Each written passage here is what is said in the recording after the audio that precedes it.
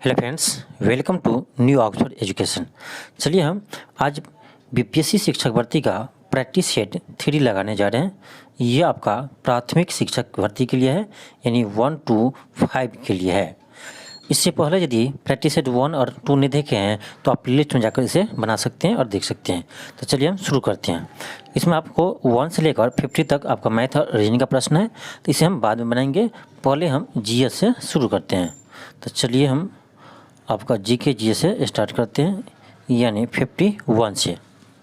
51 आपका कि अंडे को सिरके के बिलन में 20 से 24 घंटे तक रखने पर क्या होगा।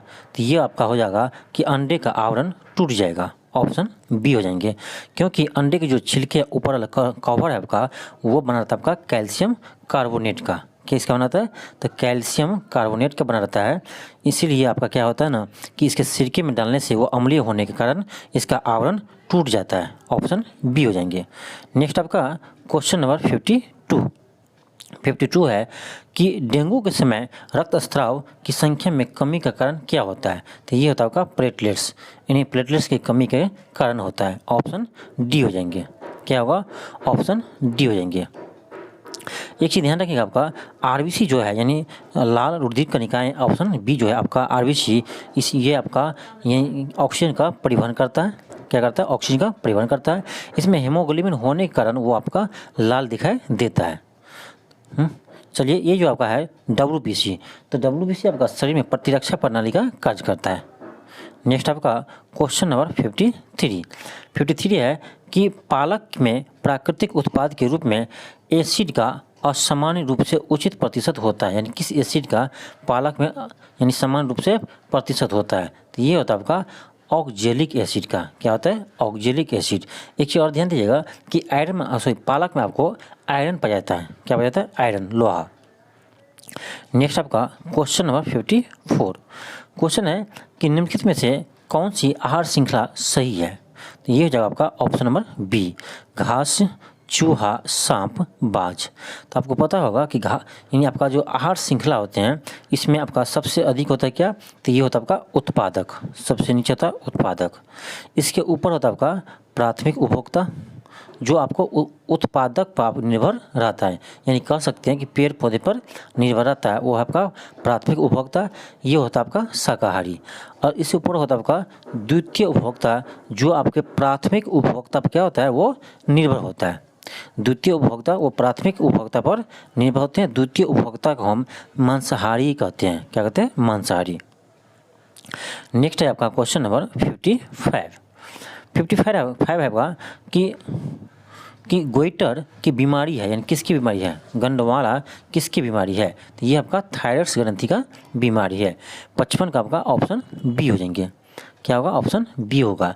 एक चीज़ ध्यान दीजिएगा कि आपका आयोडीन की कमी से घेंगा रोग होता है। कौन होता है? आयोडीन की कमी से आपका घेंगा रोग होता है।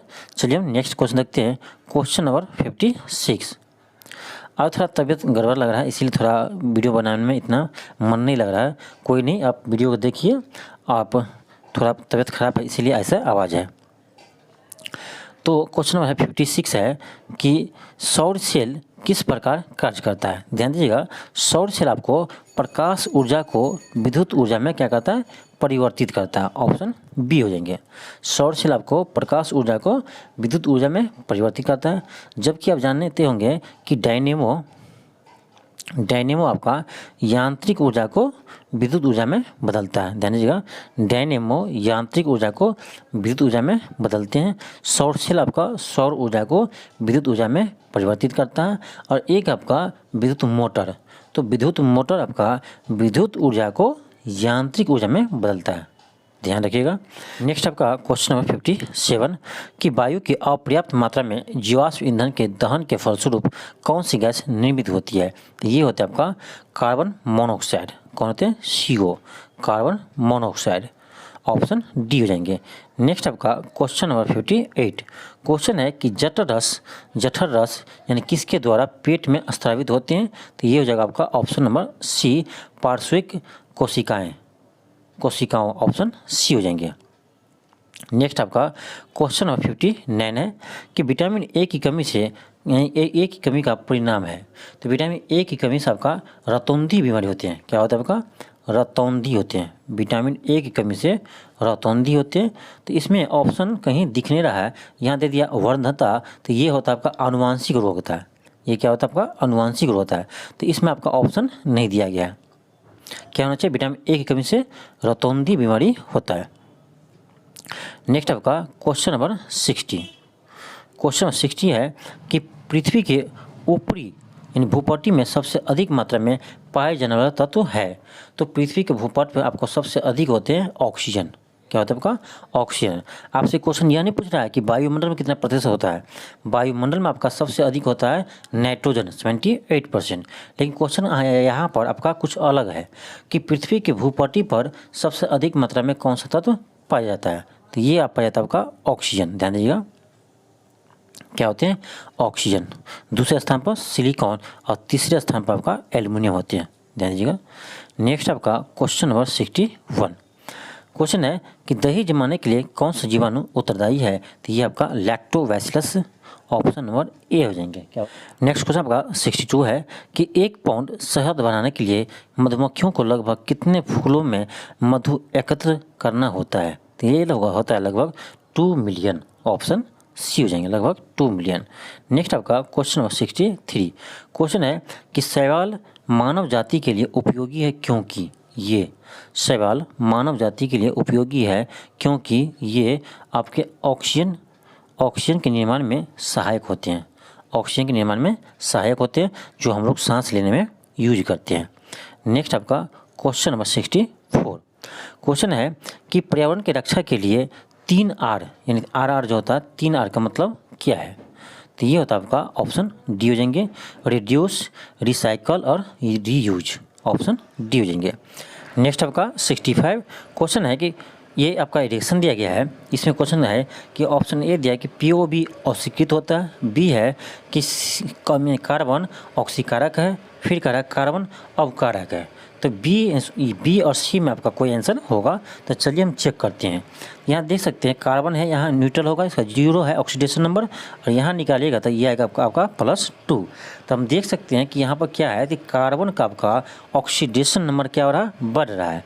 तो ध्यान दीजिएगा, जिसका ऑक्सीडेशन नंबर बढ़ता है उस रिएक्शन को हम कहते हैं आपका ऑक्सीडेशन रिएक्शन, और जिस पदार्थ का ऑक्सीडेशन में बढ़ता है उसको बोलते हैं हम अवकारक। ध्यान दीजिएगा, यहाँ पर सी क्या है? सी आपका अवकारक है, क्योंकि सी का क्या हो रहा है? ऑक्सीडेशन हो रहा है, इसीलिए उसको हम कहेंगे अवकारक। और जिसका रिडक्शन होगा तो उसको हम कहेंगे ऑक्सीकारक। ध्यान दीजिएगा, जिसका रिडक्शन होगा उसको कहते हैं हम ऑक्सीकारक, और जिसका ऑक्सीकरण होता है उसे हम कहते हैं अवकारक। नेक्स्ट आपका क्वेश्चन नंबर 66। क्वेश्चन है कि क्वेश्चन आपका 66 कि स्थलीय परिस्थिति में हरे पेड़ पौधे सूर्य के प्रकाश की ऊर्जा का लगभग कितना ग्रहण करता है। जो सूर्य के प्रकाश में यानी पेड़ पौधे अपना भोजन बनाते हैं, प्रकाश संश्लेषण के द्वारा जो भोजन बनाते हैं उसमें प्रकाश का कितना भाग ग्रहण करता है। तो ये करता है आपका लगभग 1%। कितना? लगभग 1%। लगभग 1% ये ग्रहण करता है। नेक्स्ट आपका 67 है कि निर्जन वन प्रांतों में उगने वाले बिट्टू के पौधे अपनी सुरक्षा के लिए का उपयोग करते हैं। तो ये रोए का उपयोग करते हैं, ऑप्शन डी हो जाएंगे। नेक्स्ट आपका क्वेश्चन नंबर 68 है कि हम विद्युत चालक में विद्युत धारा की तुलना कर सकते हैं। तो ये कर सकते हैं आपका नदियों में जल धाराओं से, क्योंकि इसमें आपका जो आपका धातु होते हैं या कंडक्टर होते हैं, उस कंडक्टर में इलेक्ट्रॉन का प्रवाह होता है जिसके कारण विद्युत धारा उत्पन्न होते हैं। उसी तरह से आपका जल में भी करंट होते हैं, यानी जल का भी धारा होते हैं, उससे हम कंपेयर कर सकते हैं। तो इसका आंसर होगा आपका ऑप्शन बी। एक चीज़ ध्यान दीजिएगा कि विद्युत धारा का एसआई मात्रक होता है आपका एम्पियर। क्या होता है? विद्युत धारा का एसआई मात्रक होता है एम्पियर, और विद्युत धारा को मापते हैं किसमें? तो एमीटर से। किससे मापते हैं आपको? एमीटर से। इसका ऐसे मतलब क्या होता है? आपका एम्पियर होता है। इसे मापते हैं किससे? तो एमीटर से। एक चीज़ और ध्यान दीजिएगा, एमीटर जो होता है आपका वो किस क्रम में जोड़ते हैं? तो एमीटर को जोड़ते हैं हम श्रेणी क्रम में। ध्यान दीजिएगा, किस में जोड़ते हैं? श्रेणी क्रम में जोड़ते हैं किसको? एमीटर को। नेक्स्ट आपका क्वेश्चन नंबर 69 है। क्वेश्चन नंबर 69 है आपका कि टेरलिन एक प्रकार के हैं। क्या है टेरलिन? क्या है? तो ये आपका पॉलिस्टर है। ऑप्शन सी हो जाएंगे। नेक्स्ट है क्वेश्चन नंबर 70। क्वेश्चन है कि जॉर्ज जोहान मेंडल ने के अध्ययन के माध्यम से वंशानुक्रम का सिद्धांत प्रतिपादित किया था। तो ये क्या था आपका? मटर के पौधे का। मटर के पौधे को अध्ययन करके वो आपका आनुवांशिकी का सिद्धांत प्रस्तुत किया था। ध्यान दीजिएगा, आनुवांशिकी का पिता भी कहते हैं किसे? इसको ग्रेगर मेंडल को। नेक्स्ट आपका क्वेश्चन नंबर 71। क्वेश्चन है कि पुरुष के शिशन का मुख्य भाग क्या कहलाता है? तो ये कहलाता है आपका ग्लांस। ऑप्शन बी हो जाएंगे। नेक्स्ट है 72। क्वेश्चन है कि लाल शैवाल आमतौर पर पाए जाते हैं। तो ये पाए जाते आपका जल निकायों में। ऑप्शन डी हो जाएंगे। नेक्स्ट है क्वेश्चन नंबर 73 है कि स्वाद में खट्टे पदार्थ की प्रकृति होती है। तो ये होता है आपका अम्लीय। जो खट्टे होते हैं अम्लीय होते हैं, जो आपका कड़वा होते हैं वो क्षारीय होते हैं। तो एक चीज़ और ध्यान दीजिएगा, जिसका पीएच मान आपका 7 से क्या हो? कम हो, इसे हम क्या कहते हैं? अम्ल कहते हैं। और जिसका पीएच मान आपका 7 से अधिक हो, इसे क्या कहते हैं? हम क्षारीय कहते हैं, क्षार कहते हैं। और जिसका पीएच मान क्या हो? 7 हो, उसे उदासीन कहते हैं। एक चीज़ और ध्यान रखिएगा, जो नीले लिटमस पदार्थ को लाल कर दे वह अम्ल कहलाता है, जो लाल को नीला कर दे वो क्षार कहलाता है। एक और परिभाषा आपका, जो जल में घुलकर H+ आयन दे वह आपका अम्ल है, और जल में घुलकर जो OH- आयन दे वह क्या है? आपका क्षार है। तो आप किसी तरह से परिभाषा याद कर सकते हैं। नेक्स्ट आपका क्वेश्चन नंबर 74। क्वेश्चन है कि किसी क्षेत्र में की जैव विविधता को के बेहतर मापक क्या है? तो ये हो जाएगा आपका ऑप्शन नंबर बी हो जाएंगे कि वहाँ पाए जाने वाले प्रजातियों की संख्या। ऑप्शन बी हो जाएंगे। एक चीज़ और ध्यान देगा कि सर्वप्रथम आपसे क्वेश्चन पूछेगा, सर्वप्रथम पारिस्थितिकी तंत्र का यूज किसने किया था? वर्ड का यूज किसने किया था? तो ये किया था आपको टांसले ने। याद रखिएगा कौन किया था? टांसले ने। नेक्स्ट आपका क्वेश्चन नंबर 75। क्वेश्चन है कि एक यंत्र जिसका उपयोग परिपथ में विद्युत धारा को मापने के लिए किया जाता है, अभी हम बताए थे किसका का यूज करते हैं? एमीटर को। और किसको इसमें किस में जोड़ते हैं? तो श्रेणी क्रम में। ध्यान देगा किस में जोड़ते हैं? तो श्रेणी क्रम में। नेक्स्ट है क्वेश्चन नंबर 76। क्वेश्चन है कि मनुष्य में आमतौर पर कायिक गुणसूत्र के जोड़े की संख्या होती है। तो ये होता है आपका 22 जोड़े।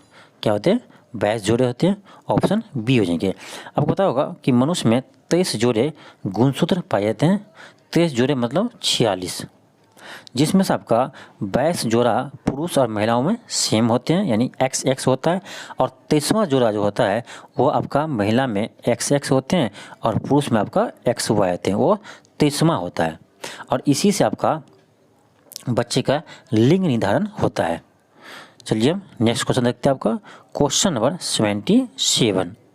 क्वेश्चन है कि पारिस्थितिकी के निर्माण में शामिल होते हैं। तो ये होता है आपका जीवित जीव और भौतिक कारक। ऑप्शन सी हो जाएंगे।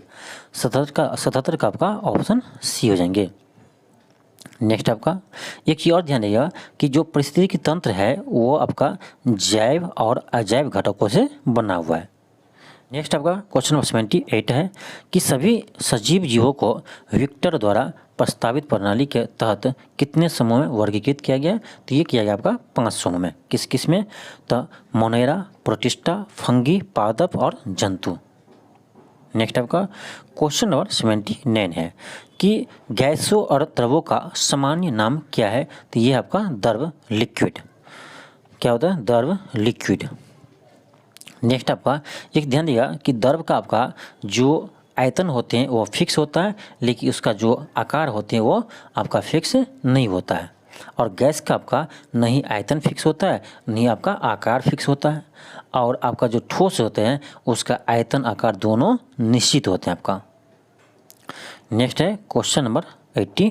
क्वेश्चन है आपका कि शुक्र का वायुमंडल किस अम्ल से बना है। शुक्र का वायुमंडल किस अम्ल से बना है, तो ये आपका बना है सल्फ्यूरिक अम्ल से। सल्फ्यूरिक अम्ल का फॉर्मूला होता है आपका H2SO4। क्या होता है? H2SO4 होता है। नेक्स्ट आपका क्वेश्चन नंबर 81 है कि ध्वनि प्रदूषण को मापा जाता है, तो ये मापते हैं डेसिबल में। ऑप्शन ए हो जाएंगे। एम्पियर में किसको मापते हैं? तो विद्युत धारा को। जूल से किसको मापते हैं? तो आपका ऊर्जा को। और ओम किससे मापते हैं? तो प्रतिरोध को। नेक्स्ट आपका क्वेश्चन नंबर 82। क्वेश्चन है कि द्रव्यमान और भार के बारे में निम्नलिखित में से क्या सही है। तो देखिए, द्रव्यमान जो है वो आपका अदिश राशि है। क्या है? आपका अदिश राशि है। और ये जो आपका भार है, वेट है, वो आपका सदिश राशि है। द्रव्यमान मान लीजिए किसी का m है, तो इसका भार हो जाएगा आपका m गुने g का वैल्यू कितना होता है? 10 मीटर पर सेकेंड स्क्वायर। तो ये आपका मास है, तो ये आपका क्या हो गया? आपका इसका भार हो गया mg। और एक चीज़ और ध्यान देइए, ये तो आपका क्या है? अदिश है यानी स्केलर है, ये आपका वेक्टर यानी सदिश है। एक चीज़ और ध्यान दीजिए, आपसे क्वेश्चन यह पूछेगा कि किसी वस्तु को हम जब पृथ्वी से चंद्रमा पर ले जाते हैं, कहाँ से? जब किसी वस्तु को हम पृथ्वी से कहाँ ले जाते हैं? चंद्रमा पर ले जाते हैं, तो उसका द्रव्यमान क्या होगा? तो ध्यान दीजिए, किसी वस्तु को कहीं लेकर चला जाए, उसका कभी भी द्रव्यमान चेंज नहीं होगा। ध्यान दीजिए, क्या नहीं होगा चेंज? तो द्रव्यमान कभी चेंज नहीं होगा। और जब किसी वस्तु को हम पृथ्वी से चंद्रमा ले जाएंगे, तो उसका क्या होगा? भार बदलेगा, द्रव्यमान नहीं बदलेगा। भार इसका घट जाएगा। कितना घट जाएगा? तो 1/6 भाग। कितना? 1/6 भाग। नेक्स्ट आपका क्वेश्चन नंबर 83। क्वेश्चन है कि निम्नलिखित में से कौन सा पादप जगत से संबंधित नहीं है, तो ये आपका फफूंदी है। फफूंद है, तो ये आपका क्या है? पादप नहीं है। ये क्या आपका? तो ये आपका कवक। क्या आपका? कवक है। नेक्स्ट आपका क्वेश्चन नंबर 84। क्वेश्चन है कि मैलाकाइट एक अयस्क है, तो ये आपका तांबा का अयस्क है। तांबा का और भी अयस्क है आपका क्यूप्रेट्स है, येजुरेट्स है। नेक्स्ट आपका क्वेश्चन नंबर 85। क्वेश्चन है कि रक्त का इनमें से कौन सा घटक ऑक्सीजन का परिवहन करता है। तो अभी हम इससे पहले वाला क्वेश्चन में करवाए थे आपका कि रक्त का परिवहन करता है आपका आरबीसी। कौन करते हैं? आरबीसी। और वो लाल क्यों होता है? तो हीमोग्लोबिन के कारण। डब्ल्यूबीसी क्या करता है? तो हमारे शरीर में डब्ल्यूबीसी जो है वो प्रतिरक्षा प्रणाली का कार्य करता है। नेक्स्ट आपका है क्वेश्चन नंबर 86। क्वेश्चन है कि एप्थोलॉजिस्ट किसका उपचार करता है, तो ये करता है आपका आँख का। क्या किसका करता है? आँख का। एक चीज़ ध्यान दीजिएगा कि आँख जो होता है मानव का, वो आपका उत्तल लेंस की तरह बिहेव करते हैं, और इससे बना प्रतिबिंब आपका वास्तविक और उल्टा होता है। क्या होता है? वास्तविक और उल्टा होता है। नेक्स्ट आपका क्वेश्चन नंबर 87 है। क्वेश्चन नंबर 87 आपका कि इनमें से कौन सा विषाणु जनित रोग है। इनमें से कौन सा विषाणु जनित रोग है, तो ये आपका है खसरा। क्या होगा? खसरा। बेरी आपका विटामिन B1 के कमी से होता है। किसके कमी से होता है? B1 के कमी से। नेक्स्ट आपका क्वेश्चन नंबर 88। क्वेश्चन है कि हवा से कांच के प्रिज्म में प्रवेश करने वाले प्रकाश की किरणें किस प्रकार झुकेगी, तो ये झुकती आपका अविलंब से दूर हो जाती है। आप लोग पढ़ेंगे, ये आपका प्रकाश का वर्ण विक्षेपण। जब किसी प्रिज्म से होकर किसी श्वेत प्रकाश को गुजारी जाती है, तो प्रिज्म से अपवर्तन के बाद वे विभिन्न 7 रंगों में क्या होते हैं? विभक्त हो जाते हैं। इसे हम प्रकाश का वर्ण विक्षेपण कहते हैं। तो ये आप यहाँ पर आपका 7 रंगों में विभक्त हो जाते हैं, और यहाँ जो पट्टी बनता है इस पर आपका सबसे अधिक विचलन बैगनी को होता है, और सबसे कम विचलन आपका रेड को होता है, लाल को होता है। एक चीज़ और ध्यान रखिएगा कि जिसका विचलन सबसे अधिक होगा उसका तरंगदैर्घ्य सबसे कम होगा। इसका मतलब है कि बैगनी का तरंगदैर्घ्य सबसे आपका क्या होगा? सबसे अधिक विचलन है, सबसे कम होगा, और लाल का तरंगदैर्घ्य सबसे अधिक होगा। एक चीज़ और ध्यान दीजिए कि लाल रंग का प्रकीर्णन सबसे कम होता है, और बैगनी का प्रकीर्णन सबसे अधिक होता है। इसीलिए आप ध्यान देते होंगे कि सूर्य उगते और डूबते समय लाल क्यों दिखाई देते हैं, क्योंकि लाल रंग का प्रकीर्णन सबसे कम होता है। तो ये क्वेश्चन आपको यहाँ से बन गया कि सूर्य उगते और डूबते समय लाल क्यों दिखाई देते हैं, तो क्योंकि लाल रंग का प्रकीर्णन सबसे कम होता है। नेक्स्ट है क्वेश्चन नंबर 89। क्वेश्चन है कि पीतल के विषय में कौन सा कथन सही है। तो पीतल आपका मिश्र धातु होते हैं, किसका होते हैं, तो ये होता है आपका कॉपर और जस्ता का। कॉपर और जस्ता का क्या है, मिश्र धातु है। और एक होता है आपका कांसा। कांसा बनते हैं आपका कॉपर और टीन से। कांसा किससे बनते हैं, कॉपर और टीन का ये मिश्र धातु होता है। नेक्स्ट आपका क्वेश्चन नंबर है 90। क्वेश्चन नंबर क्या है, 90 है। तो क्वेश्चन ये है कि निम्नलिखित में से उस समूह को चुनिए जो आगे के दांत जीवन प्रयत्न वृद्धि करते रहते हैं और वे अपने दांतों को बहुत लंबा न होने देने के लिए वस्तुओं को कुतरते और काटते रहते हैं। तो यह करते हैं आपका चूहा और गिलहरी। ऑप्शन सी हो जाएंगे। नेक्स्ट है क्वेश्चन नंबर आपका 91। क्वेश्चन है कि भारत में सबसे व्यापक रूप से पाए जाने वाली मृदा है। तो ये आपका है जलोढ़ मिट्टी है। कौन है, जलोढ़ मिट्टी है। एक ही ध्यान दीजिएगा कि नवीन जलोढ़ मिट्टी को हम क्या कहते हैं, नवीन जलोढ़ मिट्टी को खादर मिट्टी कहते हैं। क्या कहते हैं, खादर मिट्टी। और पुरानी जलोढ़ मिट्टी को हम कहते हैं क्या, बांगर मिट्टी। ध्यान दीजिएगा, पुरानी जलोढ़ मिट्टी को हम बांगर मिट्टी कहते हैं। नया जलोढ़ मिट्टी को खादर मिट्टी और पुराने जलोढ़ मिट्टी को बांगर मिट्टी। काली मिट्टी आपका होता है कपास की खेती के सबसे उपयुक्त होता है। इसे हम रेगुड़ मिट्टी भी कहते हैं या कपासी मिट्टी भी कहते हैं। नेक्स्ट आपका क्वेश्चन नंबर है 92। क्वेश्चन है कि जैव विविधता दिवस कब मनाते हैं। तो हम मनाते हैं आपको 22 मई को। कब मनाते हैं, 22 मई को जैव विविधता दिवस मनाते हैं। 28 फरवरी को क्या मनाते हैं, तो बनाते हैं राष्ट्रीय विज्ञान दिवस। राष्ट्रीय विज्ञान दिवस 28 फरवरी को मनाते हैं। और 30 जनवरी को क्या मनाते हैं, तो शहीद दिवस मनाते हैं 30 जनवरी को। नेक्स्ट आपका क्वेश्चन नंबर 93। क्वेश्चन है कि किसने कहा था कि भारत की एकमात्र आशा उनकी जनता से है, उच्च वर्ग शारीरिक और नैतिक रूप से मृत है। किसने कहा था ये कहा था आपका स्वामी विवेकानंद ने। ऑप्शन सी हो जाएंगे।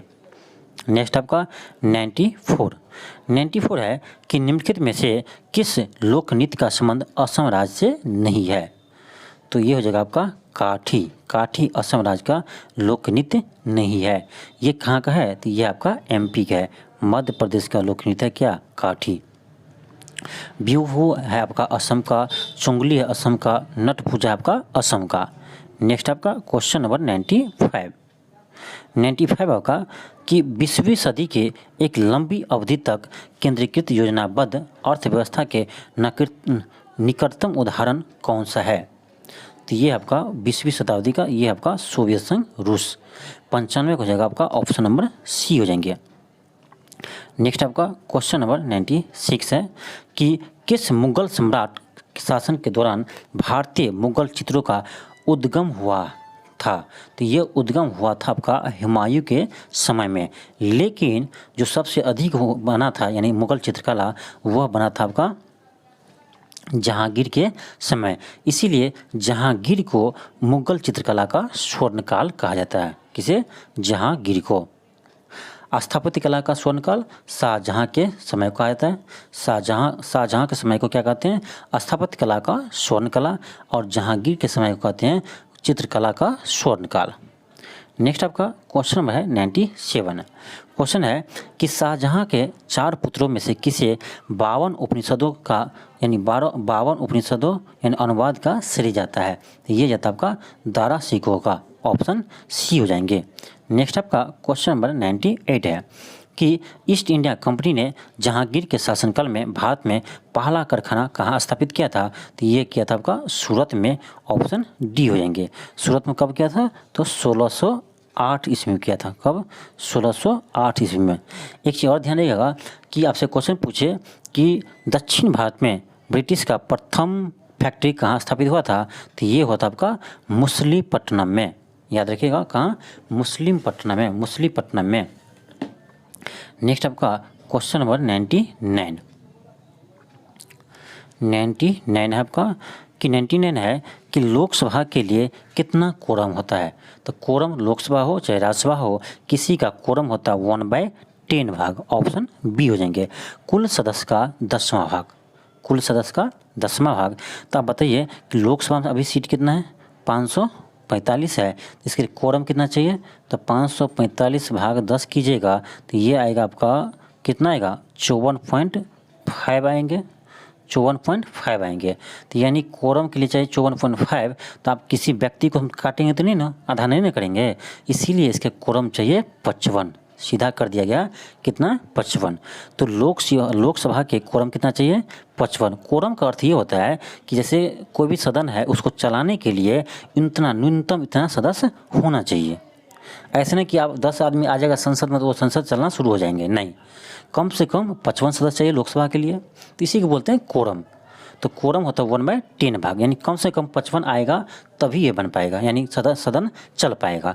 तो राज्यसभा के लिए बताइए, राज्यसभा का सीट होता है आपका 245 है भारत में, तो 245 भागा 10 कीजिएगा तो ये आएगा आपका 24.5, यानी फिर भी है 24.5 है तो व्यक्ति को आधा तो नहीं करेंगे, यानी 25 सदस्य होना चाहिए, कितना 25 सदस्य। तो राज्यसभा चलने के लिए 25 सदस्य का आना अनिवार्य है, तो इसी को बोलते हैं कोरम। यदि 25 सदस्य कम आते हैं तो आपका सदन नहीं चलेगा। तो आपका जैसे बिहार विधानसभा सीट कितना है, तो ये कितना आपका 243 है, तो इसका कीजिएगा 10 भाग तो कितना आएगा 243 का 10 भाग कीजिएगा तो कितना आएगा 24.3, यानी आपके बिहार के लिए कोरम कितना चाहिए 25 चाहिए, बिहार के लिए भी आपका कोरम कितना चाहिए विधानसभा के लिए 25। नेक्स्ट क्वेश्चन आपका कि भारतीय संविधान की 8वीं अनुसूची में निम्नलिखित में से कौन सी भाषा शामिल नहीं है, तो ये आपका अंग्रेजी। अंग्रेजी आपका 8वीं अनुसूची में शामिल नहीं है। आपको यानी मूल संविधान में आपका 8वीं अनुसूची में आपका 14 भाषा ही शामिल था। जो 8वीं अनुसूची में आपका मूल संविधान में कितने भाषा शामिल था 14 शामिल था, उसके बाद और भाषा को जोड़ा गया, जो अभी वर्तमान में आपका 22 भाषा शामिल है, उसमें अंग्रेजी शामिल नहीं है। ध्यान रखिएगा। एक चीज़ और ध्यान रखिए कि सबसे पहले 21वां संविधान संशोधन के द्वारा 21वां संविधान संशोधन यानी 1967 के द्वारा सिंधी भाषा को जोड़ा गया था। किसको जोड़ा गया था, सिंधी भाषा को, 21वां संविधान संशोधन 1967 में। इसके बाद आपका फिर एक बार संविधान संशोधन हुआ, ये हुआ आपका 71वां संविधान संशोधन। कब हुआ था 71वां संविधान संशोधन 1992 में। इसके द्वारा आपको नेपाली, मणिपुरी, कोंकणी को जोड़ा गया। किसको, नेपाली, मणिपुरी और कोंकणी को आपका 71वां संविधान संशोधन 1992 के द्वारा जोड़ा गया। इसके बाद एक और संशोधन हुआ आपका, ये हुआ आपका 92वां संविधान संशोधन। कब हुआ 92वां संविधान संशोधन हुआ आपका 2003 में। कब 2003 में। इसके द्वारा आपका मैथिली, डोगरी, संथाली और बोडो ये 4 भाषा को जोड़ा गया। तो आपसे क्वेश्चन पूछेगा कि मैथिली भाषा को 8वीं अनुसूची में कब जोड़ा गया, तो 92वां संविधान संशोधन 2003 के द्वारा। सिंधी को कब जोड़ा गया, तो 21वां संविधान संशोधन 1967 में। नेक्स्ट आपका क्वेश्चन नंबर 101 है कि निम्न में से किस वर्ष कृषि मूल्य आयोग की स्थापना की गई। तो ये किया गया आपका, ध्यान रखिएगा, 1965 में। ऑप्शन बी हो जाएंगे 1965 में। एक ही और ध्यान रखिए कि कृषि मूल्य आयोग है वही आपका एमएसपी तय करता है। क्या करता है, एमएसपी तय करते हैं। नेक्स्ट आपका क्वेश्चन नंबर 102 है कि स्वतंत्रता से पूर्व कौन सा भारतीय क्षेत्र काला पानी के नाम से जाना जाता था। काला पानी के नाम से जाना जाता था, तो ये आपका अंडमान निकोबार द्वीप समूह। कौन जाना जाता था, अंडमान निकोबार द्वीप समूह। नेक्स्ट आपका क्वेश्चन नंबर 103 क्वेश्चन है कि फ्लोर क्रॉसिंग से क्या तात्पर्य है। फ्लोर क्रॉसिंग से क्या तात्पर्य है, तो ये हो जाएगा आपका ऑप्शन सी, संसद या विधानमंडल में एक दल के सदस्य का दूसरे में सम्मिलित हो जाना। ये है आपका फ्लोर क्रॉसिंग। और एक ही होता है आपका कि फ्लोर टेस्ट, सुने हो नाम कि आज फ्लोर टेस्ट है। इसका अर्थ ये होता है जो अभी वर्तमान में सरकार है उसको विधानसभा में या लोकसभा में बहुमत है या कि नहीं, उसको चेक करते हैं। यदि बहुमत रहता है, यदि वो उसका बहुमत कंप्लीट हो जाते हैं यानी पूरा हो जाते हैं, तो उसको ये टेस्ट में पास हो जाते हैं, उसको बोलते हैं फ्लोर टेस्ट में सरकार पास हो गया। जब उसका पूरा नहीं होते हैं तो उसको बोलते हैं कि आप फ्लोर टेस्ट में ये विफल हो गया है यानी हार गया है, तो उसको इसका सरकार टूटना तय है, उसको इस्तीफा देना पड़ता है। तो इसीलिए फ्लोर टेस्ट होता है। नेक्स्ट आपका क्वेश्चन नंबर 104 है कि मुल्ला पेरियार बांध का विवाद निम्न में से किस राज्यों से संबंधित है?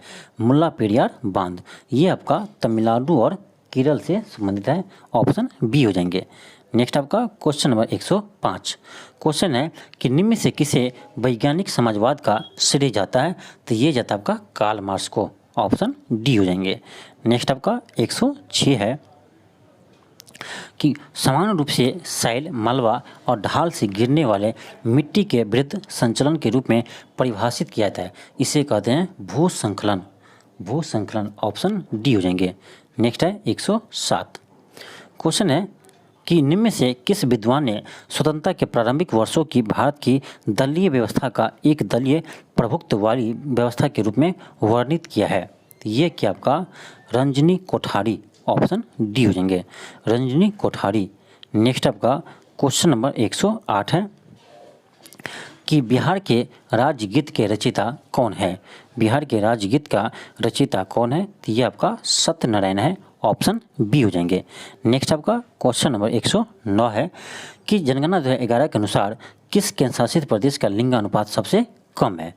तो किस ये आपका दमन और द्वीप का। लेकिन आपका राज्य में कहा जाए सबसे कम लिंगानुपात किसका है? तो ये आपका हरियाणा का है। ध्यान दीजिएगा, आपका जो सबसे कम लिंगानुपात है आपका केंद्र शासित प्रदेश में दमन और द्वीप का है और राज्यों में कहा जाए तो हरियाणा का है। नेक्स्ट आपका क्वेश्चन नंबर है 110 क्वेश्चन है कि उस फ्रांसीसी सेनापति का नाम क्या है जो 1760 में वांडीवास युद्ध में पराजित हुआ? तो ये हुआ आपका ऑप्शन ए हो जाएंगे count D Lali. Option A हो जाएंगे। नेक्स्ट आपका क्वेश्चन नंबर 111 क्वेश्चन है कि भारतीय समाचार पत्रों का मुक्तिदाता किसे कहते हैं? तो ये कहते हैं चार्ल्स मेटकॉफ को। ऑप्शन डी हो जाएंगे, चार्ल्स मेटकॉफ को। और एक ही और क्वेश्चन बनता है आपका कि भारतीय समाचार पत्र पर किसने प्रतिबंध लगा दिया था? तो ये लगाया था आपका लॉर्ड लिटन ने। कौन लगाया था? लॉर्ड लिटन ने। ध्यान दीजिएगा, लॉर्ड लिटन ने। किसके तहत? तो ये लगाया था आपका वर्नाकुलर प्रेस एक्ट 1878 के द्वारा ये आपका प्रेस पर प्रतिबंध लगा दिया था। कौन? लॉर्ड लिटन ने। जबकि समाचार पत्र को मुक्तिदाता किसे कहते हैं? तो चार्ल्स मेटकॉफ कहते हैं। नेक्स्ट आपका क्वेश्चन नंबर है आपका 112 क्वेश्चन है कि 23 मई 1919 को अपना अलंकरण भारत सरकार को लौटाने वाले व्यक्ति कौन थे? तो ये था आपका रविन्द्रनाथ टैगोर ने। रविन्द्रनाथ टैगोर ने आपका नाइटहुड की उपाधि लौटा दिया था क्योंकि 13 अप्रैल 1919 को आपका जालियांवाला का हत्याकांड हुआ था। उससे भयभीत होकर के आपका रविन्द्रनाथ टैगोर ने नाइटहुड की उपाधि वापस कर दी थी। नेक्स्ट आपका क्वेश्चन नंबर 113 है कि जिम कॉर्बेट राष्ट्रीय उद्यान अभ्यारण्य कहाँ स्थित है? तो ये आपका उत्तराखंड में। ऑप्शन ए हो जाएंगे। कहाँ हो जाएंगे? ऑप्शन ए हो जाएंगे 113 का। नेक्स्ट आपका क्वेश्चन नंबर 114 है कि सूचना का अधिकार कैसा अधिकार है? तो ये आपका विधिक अधिकार है। ऑप्शन बी हो जाएंगे। तो सूचना का अधिकार कब पारित हुआ था? तो ये आपका 2005 में बना था। नेक्स्ट आपका है क्वेश्चन नंबर 115 क्वेश्चन है कि लोक हित मुकदमा किससे संबंधित किया जा सकता है? तो ये होता है आपका न्यायिक सक्रियता। क्या होता है? न्यायिक सक्रियता। एक चीज़ और ध्यान दीजिएगा कि भारत में आपका न्यायिक सक्रियता यानी लोकहित मुकदमा का जनक किसे कहते हैं? तो इसे कहता है आपका भगवती चरण बोहरा को। भगवती चरण बोहरा को। और भारत में आपका न्यायिक सक्रियता कहाँ से लिया गया है? तो ये लिया गया आपका अमेरिकी संविधान से। नेक्स्ट आपका क्वेश्चन नंबर 116 क्वेश्चन है कि आर्थिक नियोजन संबंधित है। आर्थिक नियोजन संबंधित है तो ये आपका समाजवाद एवं मिश्रित दोनों अर्थव्यवस्था के लिए। ऑप्शन सी हो जाएंगे। नेक्स्ट है क्वेश्चन नंबर 117 कि सहायक संधि को स्वीकार करने वाले प्रथम भारतीय शासक कौन थे? तो ये था आपका हैदराबाद का निजाम। कौन थे? हैदराबाद का निजाम। तो एक चीज़ ध्यान रखिए कि सहायक संधि प्रणाली किसने शुरू किया था? तो ये किया था आपका लॉर्ड वेलेस्ली ने। कौन किया था? लॉर्ड वेलेस्ली ने। नेक्स्ट आपका क्वेश्चन नंबर है 118 क्वेश्चन है कि ठगों का उन्मूलन किसके नेतृत्व में हुआ था? तो ये होता आपका कैप्टन स्लीमैन। कैप्टन स्लीमैन में ने किया था। ऑप्शन बी हो जाएंगे।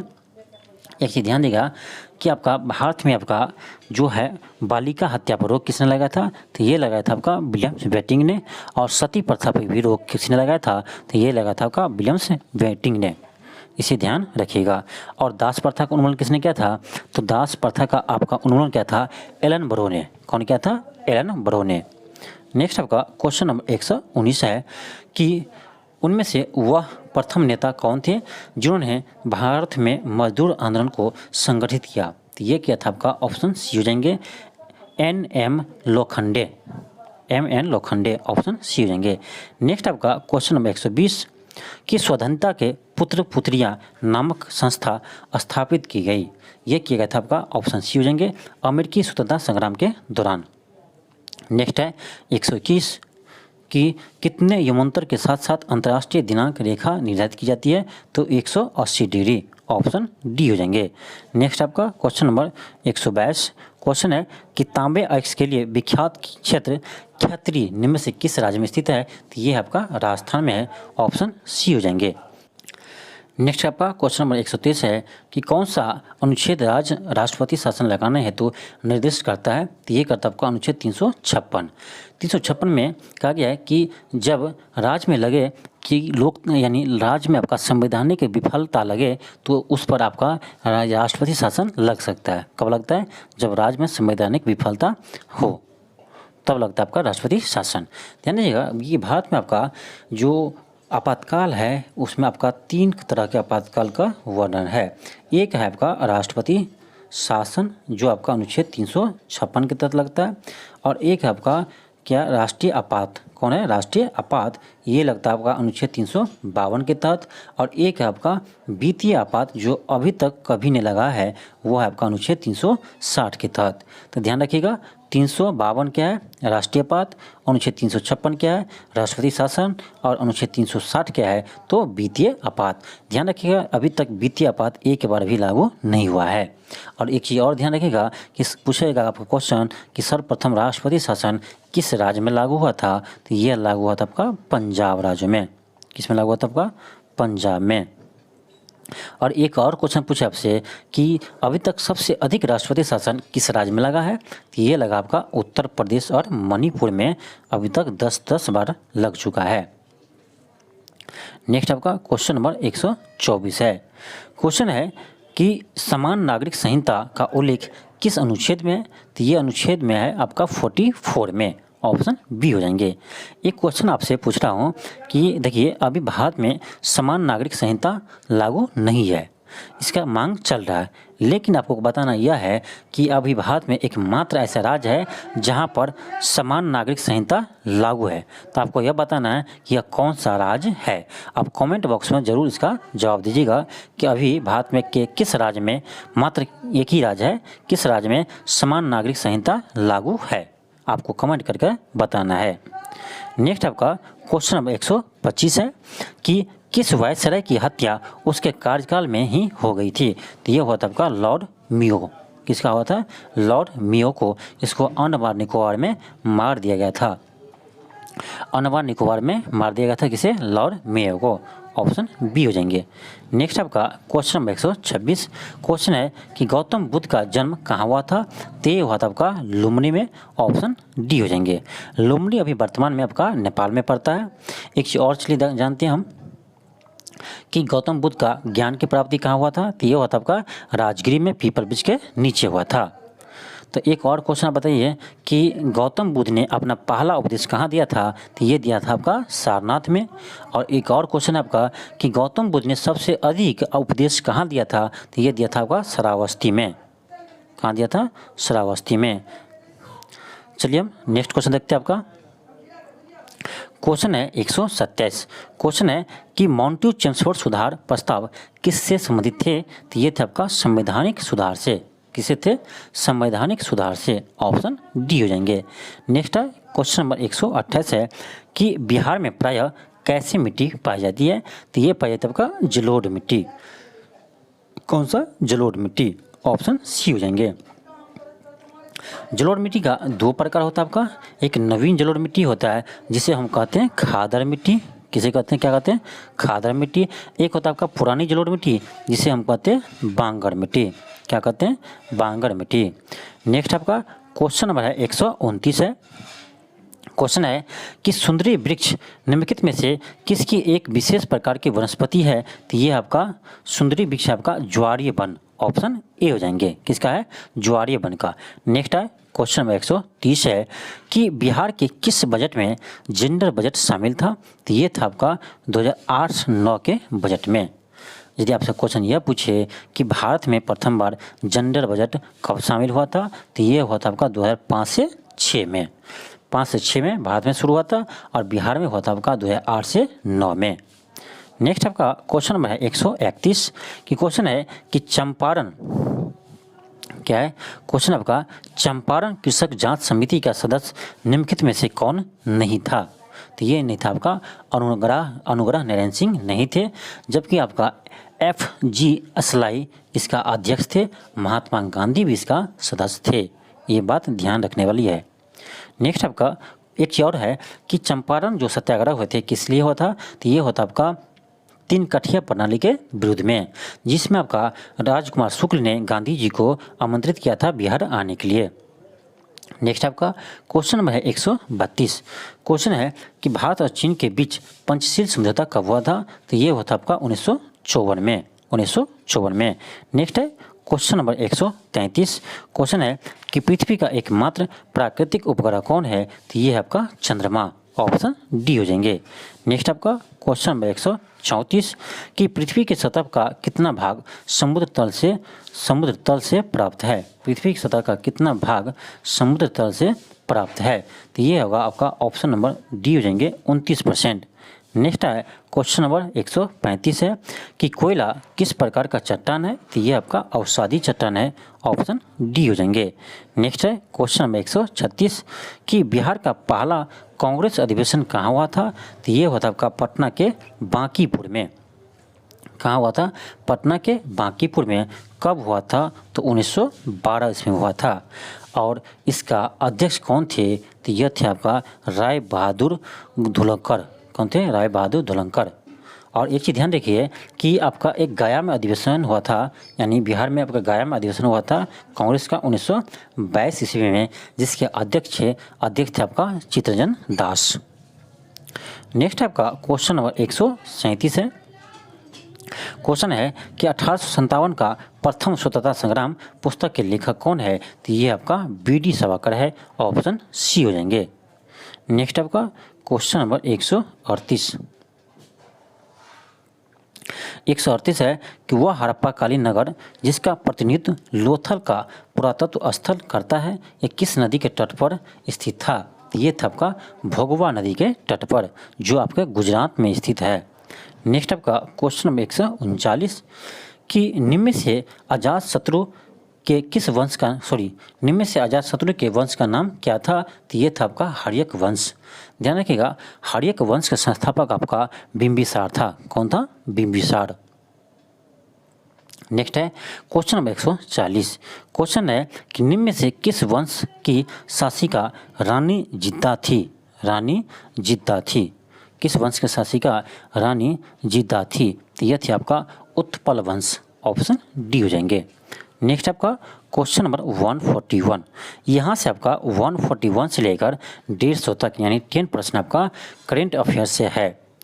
तो इस पर विशेष ध्यान दीजिएगा। चलिए क्वेश्चन है कि 16 फरवरी 2023 को किसने DGCA के नए महानिदेशक का कार्यभार संभाला है? तो 141 को जगह ऑप्शन ए विक्रम देव दत्त। आपसे हो सके तो यहाँ से जितने भी करंट अफेयर क्वेश्चन है उसको आप एक कॉपी में नोट डाउनलोड कर लीजिएगा। इसे आप एक कॉपी में लिख लीजिएगा। इससे आपका सभी सेट में यदि आप करंट अफेयर लिखते हैं तो 10 का करंट अफेयर आपका बहुत सारे क्वेश्चन हो जाएंगे, जो आपको एग्जाम से पढ़ने में सुविधा होगा। एग्जाम से पहले एक बार उल्टाइएगा तो सारा करंट अफेयर आप एक बार देख कर चले जाइए एग्जाम में, तो ये पक्का है कि आपका करंट अफेयर एग्जाम में नहीं छूटेंगे। नेक्स्ट है आपका क्वेश्चन नंबर 142 कि अंडर 90 महिला T20 विश्व कप का पहला संस्करण किस देश ने जीता? तो ये जीता आपका भारत ने जीता। किसको हरा कर? तो इंग्लैंड को हरा करके। नेक्स्ट है क्वेश्चन नंबर 143। क्वेश्चन है कि फीफा विश्व कप 2026 की मेजबानी का अधिकार किस देश ने जीता है? तो ये जीता आपका अमेरिका, मेक्सिको, कनाडा, यानी आपका तीनों देश में होगा। फीफा विश्व कप 2026 का तीनों देश में होगा, अमेरिका, कनाडा और मेक्सिको में। नेक्स्ट क्वेश्चन आपका 144। क्वेश्चन है कि BCC Indian sports women of the years 2022 किसने जीती है? तो ये जीता आपका, ऑप्शन देखते हैं, ये जीते आपका मीराबाई चानू ने। ऑप्शन बी हो जाएंगे, मीराबाई चानू ने। नेक्स्ट आपका क्वेश्चन है 145। क्वेश्चन है as good as my word, as good as my word नामक पुस्तक के लेखक कौन है? तो ये है आपका, ध्यान रखिएगा, ऑप्शन ए हो जाएंगे के.एम. चंद्रशेखर। नेक्स्ट आपका क्वेश्चन नंबर 146। क्वेश्चन है कि महाराष्ट्र राज्य सरकार ने किस शहर में भिखारी मुक्त शहर नामक पहल शुरू की है? तो ये कि आपका नागपुर में। ऑप्शन डी हो जाएंगे। नेक्स्ट है 147 है कि वित्त वर्ष 2023 में किस राज्य ने भारत के सभी राज्यों में उत्पादों के लिए सर्वाधिक जीआई टैग हासिल किया है? सर्वाधिक जीआई टैग हासिल किया है, तो ये किया आपका केरल ने। ऑप्शन बी हो जाएंगे। नेक्स्ट आपका 148। क्वेश्चन है कि Wisden T20 player of the years 2022 में किन भारतीय क्रिकेटरों ने को चुना गया है? ये चुना आपका हरमनप्रीत कौर को और सूर्य कुमार यादव को। ऑप्शन डी हो जाएंगे, बी एंड सी दोनों।